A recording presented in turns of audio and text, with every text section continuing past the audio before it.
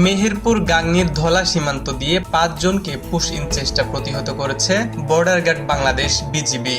ভোরে ধলা সীমান্তের আন্তর্জাতিক সীমানা পিলার ১৩৫ বা ৪S এর কাজ দিয়ে একজন নারী সহ ৫ জনকে পুশ ইন চেষ্টা করে ভারতীয় সীমান্তরক্ষী বাহিনী বিএসএফ।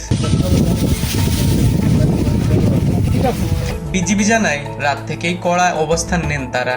সীমান্তের শূন্য রেখা পার হতে চাইলে স্থানীয়দের সহায়তায় তাদেরকে আটকে দেয় বিজিবি।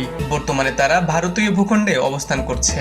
সীমান্তে বাড়ানো হয়েছে বিজিবির নজরদারি। ভাই ধরেন আমাদের এই যে বড় বড় পাট ক্ষেত আছে, এই পাট ক্ষেতের ওটা তো ধরেন এরা দেখতে পাইছে না, বিজিবি দেখতে পাইছে না যে ওরা কমিন্দি পাঠাইছে, কমিন্দি কখন কোন গেট দিয়ে পাঠাবে ওরা তার জানতে পারছে না।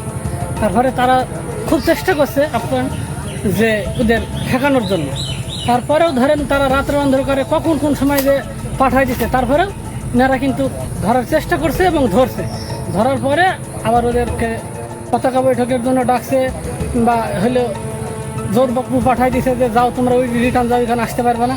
যে কোনো ওদের মাধ্যমে একটা আলাপ আলোচনা করে তাদেরকে আবার ফের ব্যাক দিছে। পুশ ইনের চেষ্টার শিকার ৫ জনের মধ্যে ৪ জন পুরুষ এবং ১ জন নারী রয়েছে। শেষ পর্যন্ত বিজিবির বাধার মুখে তারা বাংলাদেশে প্রবেশ করতে পারেনি। পরে ভারতীয় বিএসএফ তাদেরকে নিজেদের হেফাজতে নিয়ে যায়। পুরা ৫টা লোক পুশিং করার চেষ্টা করছিল, বিডিআর রাগি ওটা ফেরত দিয়েছে। হিমুর Rahman, news Bangla .news, Dhaka multimedia.